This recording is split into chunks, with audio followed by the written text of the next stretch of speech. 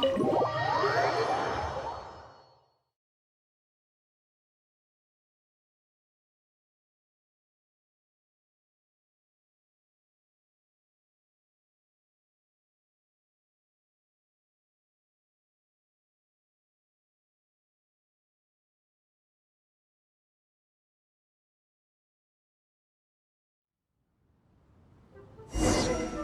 the day of the rite of parting.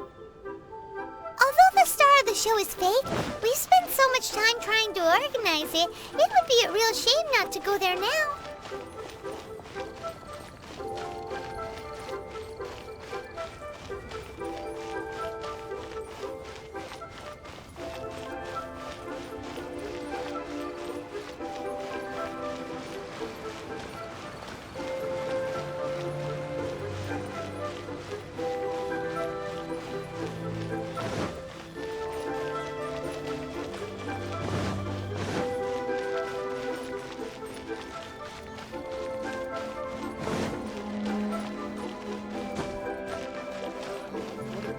You know that god from the ocean couldn't have just shown up out of nowhere.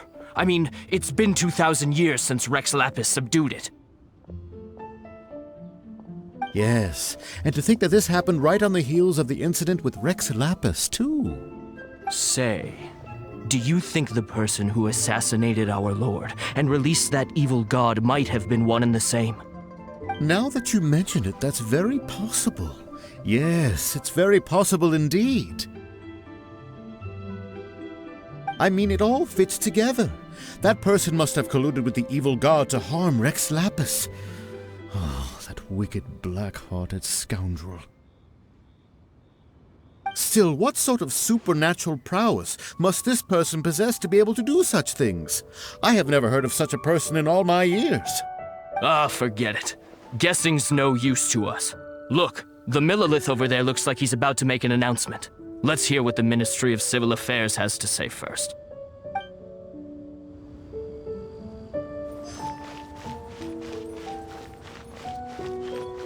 Oh, well, since we're going through with this rite of parting, I guess it means that those rumors hit the nail on the head.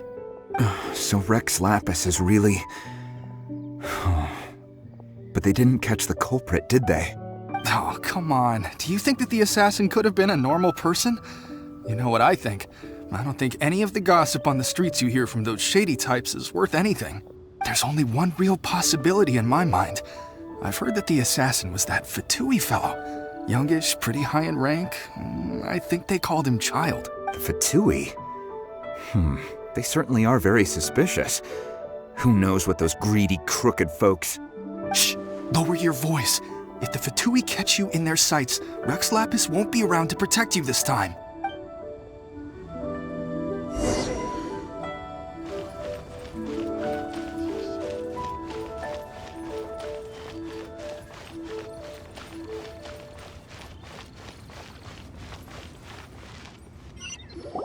Hear ye all, the Qixing's words.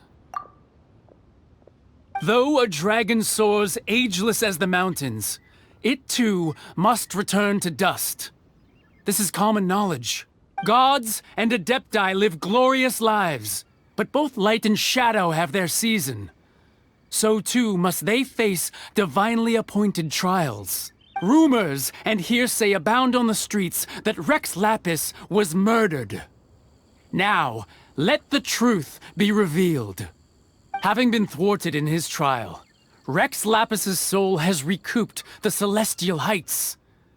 He beseeches the people of Liyue to grieve not and to let not their hearts be saddened. Nor are they to believe street-born rumors or indulge in baseless speculation.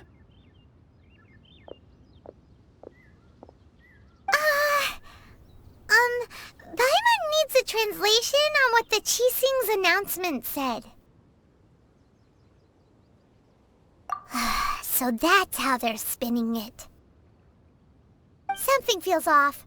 Why would they suddenly give up looking for the murderer? Not to mention how this excuse sounds like something they just made up on the spot. Could the Qixing already have known that Rex Lapis wasn't dead? But Zhongli said that neither they nor the Adepti knew anything. Did Zhongli tell them in secret after his gnosis changed hands? Exactly, right? Ooh, seems like the rite of parting has been going on for a while now. Let's go have a look.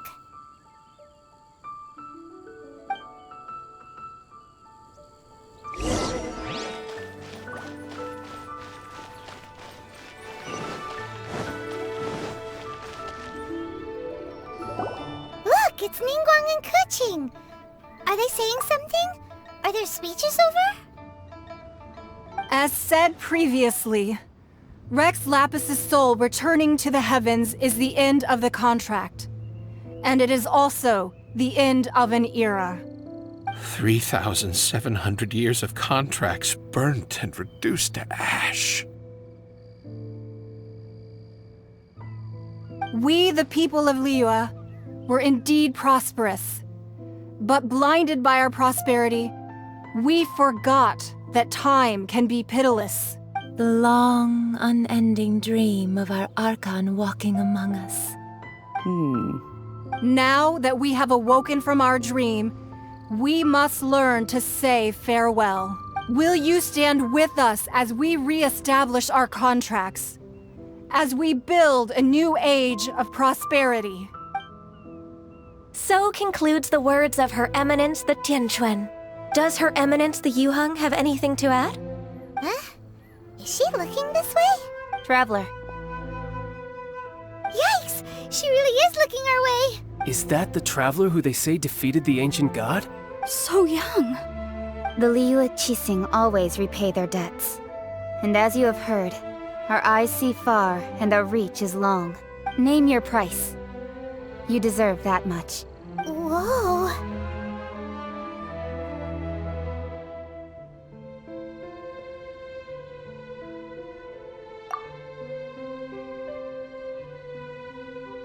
Well, could you help me put up some missing person posters?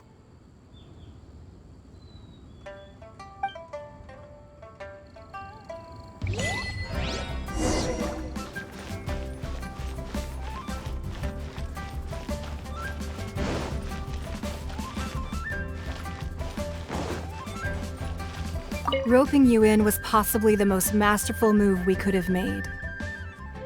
I believe that future generations will say so too when our deeds come up for their review.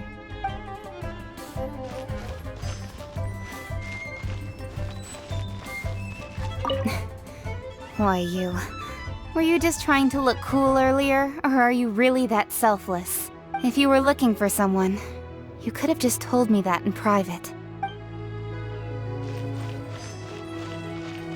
The cleanup of the premises, managing the crowds as they exit, making an account of the rite? There's much that remains to be done. I didn't miss anything, did I?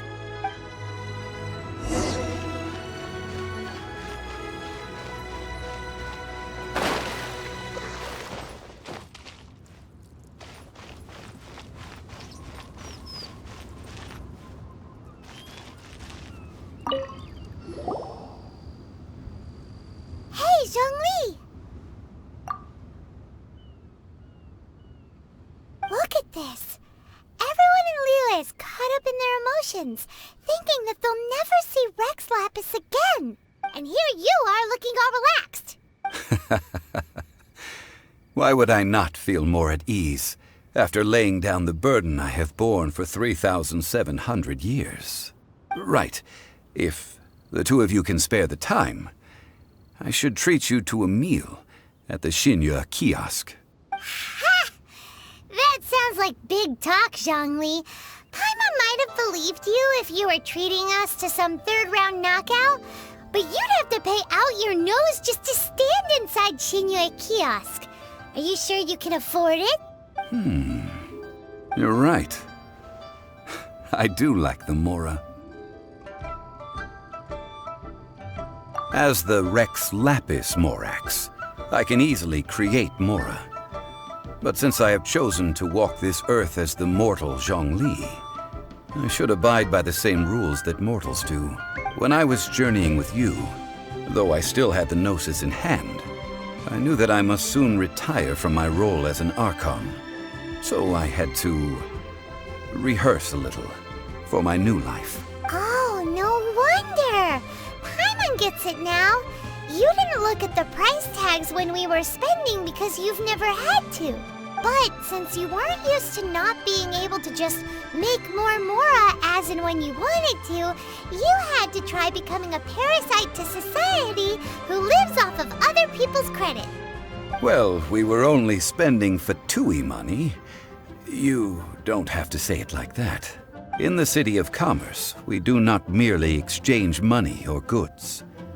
We also exchange knowledge, memories, and foresight, as well as positions, roles, and lives. The Archon Morax could never experience life as the true mortal Zhongli could, no matter how many times he descended to be with his people. I must thank you for that. I will treasure the memories that I made as Zhongli, traveling the streets of Liyue with you. That is true. But there is no journey that does not end. No meetings without partings. Paimon thinks that we should make a move and continue our search for the Seven. I fear that continuing your journey may be difficult. The nation that neighbors Liyue by sea, Inazuma, is presently closed. Yes, the nation has been closed by order of its deity, the Electro-Archon Ball.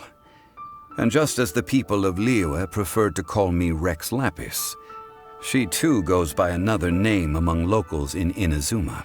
Paimon thinks we've heard that one before. Raiden? That is the case. And since Raiden is also the Shogun of Inazuma, people call her the Raiden Shogun. That said, though people at the wharf were saying that the situation in Inazuma is very tense, Paimon doesn't remember that always being the case. It wasn't that bad last year. Zhongli, since you're Rex Lapis, shouldn't you know something about what's happening there? Just how did Inazuma become a closed nation? It's because of visions. Visions? When faced with circumstances beyond their control, humans often bemoan their lack of power. But if a person shows true strength of will at a desperate and fateful moment in their life, the gods will look upon them with favor. This is what visions are. Magical foci bestowed upon those who have been acknowledged by the gods. That's how people in Teyvat see it. But starting from last year, the Raiden Shogun began promulgating the Vision Hunt Decree. Vision Hunt Decree? Yes. It was an order to seize all visions within Inazuma's borders, and to inlay them upon the hands of the statue of the omnipresent god. They want to seize visions. But why? Aren't visions blessings from the gods? I should think that in the Raiden Shogun's eyes, it is precisely because they are divine blessings that they should be under the sole dominion of divinity. Whoa, that's harsh. The Anemo Archon is the god of freedom, and the Geo Archon is the god of contracts. For her part, the Raiden Shogun is the god of eternity. It seems as though she has finally decided to eliminate any unstable elements that could pose a threat to her eternal realm. The fact that even I, the oldest of the seven, have now passed away, will only strengthen her resolve to pursue eternity. Knowing her, she must have again quoted that adage she is most fond of when proclaiming that decree to her people.